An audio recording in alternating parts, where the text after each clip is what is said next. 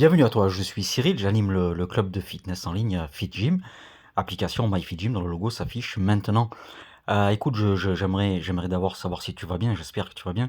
On va faire un cours de cuisses abdos fessiers niveau intermédiaire. On va travailler à la fois la mobilité et comme son nom l'indique, les cuisses, les abdos et les fessiers.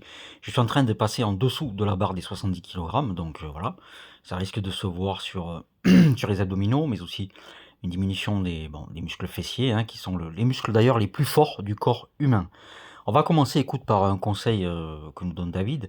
Essaie de trouver ton pourquoi. Si tu ne trouves pas ton pourquoi, il nous le dit, c'est parce que probablement tu ne sais pas très bien où tu vas dans la vie. Et probablement, il nous parle d'un manque d'ambition, très probablement. Et ton pourquoi, c'est souvent une autre personne humaine, d'accord? Un membre de ta famille ou autre. Donc allez, on va passer au cours là, on va voir un petit peu, il y a de la mobilité et du renforcement musculaire. Donc la jambe étendue, pied flex, les bras largeur d'épaule, d'accord? L'autre jambe au-dessus. Et donc on va effectuer ce mouvement qui associe de la mobilité et du renforcement abdominal. Tu dois essayer de mettre tes omoplates dans la poche arrière des pantalons, d'accord? Il faut vraiment les orienter vers la poche arrière du pantalon. Tu peux augmenter l'amplitude du mouvement ici, donc essaye d'augmenter au maximum l'amplitude du mouvement. Un conseil personnel, tu peux twister d'un côté ou de l'autre, pourquoi pas? Pourquoi ne pas twister d'un côté et puis de l'autre? Je n'y vois aucune opposition. Pense bien à ton pied flex et à monter la jambe. Tu changes de côté maintenant. Alors il y a toujours ce concept d'amplitude dans le fitness. C'est à toi d'ajuster ton amplitude. Elle nous l'explique très bien la professeure. C'est un cours qui est dans l'application. Ajuste l'amplitude. Maintenant, lorsque je regarde les différents coachs donner ce type de cours et montrer ce type de mouvement, j'ai l'impression là que l'arrondi du dos n'est pas très bon. Voilà, donc je sais pas trop. Le mouvement me paraît correct dans mon cas, même si au niveau des abdominaux, il y a encore des efforts à faire dans mon cas. Bien, ce mouvement va être répété 8 à 10 fois. Pourquoi ne pas travailler aussi en autonomie de ta part? C'est-à-dire une fois que tu as mémorisé ce mouvement, le faire, je sais pas, tu peux segmenter, tu peux fragmenter tes entraînements. C'est-à-dire que, je sais pas, un jour tu vas faire, que ce mouvement, pourquoi pas? Mais tu vas le faire 100 fois et là, c'est la méthode Goggins, c'est-à-dire qu'on allie à la fois technique mais tons of repetition, d'accord? Alors là, on va travailler le grand droit. Je te rappelle que la tête est posée sur les mains arrière comme si c'était un hamac. Tu lèves une jambe puis l'autre. Simultanément, tu relèves le buste et ensuite tu relèves les deux jambes.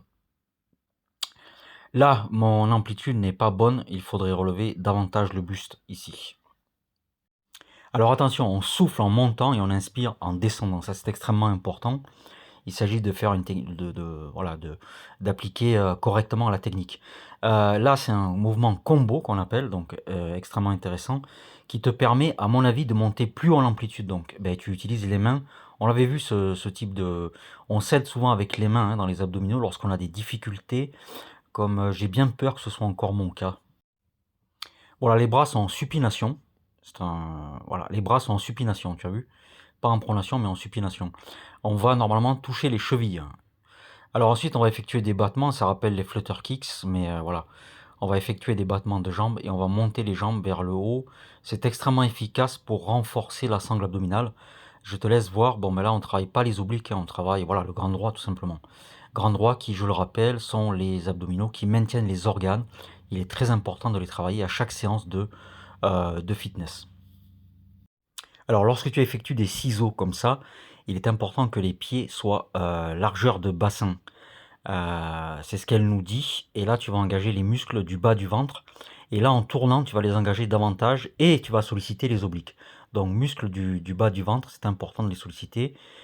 Tes ciseaux, si tu es en difficulté, tu peux les faire. Moi, je conseillerais de les faire avec les jambes à 90 degrés. Je ne sais pas si tu comprends ce que je veux dire. Ou jambes tendues vers le plafond. Et là, ça chauffe beaucoup plus.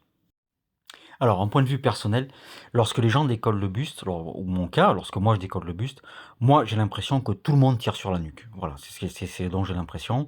Il faudrait demander ça éventuellement à Yannick, mais tout le monde tire sur la nuque. Il ne faut pas raconter d'histoire. Même si les jours, justement, les mauvais jours où tu es fatigué, tu vas tirer sur la nuque, hein. Voilà pour ces battements de jambes, extrêmement intéressants, les battements de jambes. On va passer à un autre type de mouvement, beaucoup plus facile, avec le bassin qui est relevé. et la jambe qui va être à 90°, on l'attend, on pose et on ramène. Donc jambe à 90°, je soulève le bassin, je tends et je plie. 2 options à mon avis, soit lorsque tu ramènes, tu reposes le bassin et tu le ressoulèves, soit tu gardes le bassin relevé, pourquoi pas. Ça dépend encore une fois, ce qu'elle nous dit, des capacités de chacun. Chacun met l'amplitude qu'il peut suivant ses capacités, hein. Alors, elle nous dit que les pieds doivent rester largeur de bassin et elle nous dit cette chose très intéressante, c'est que ça chauffe au niveau de la chaîne postérieure sur la jambe dont le pied est au sol, d'accord?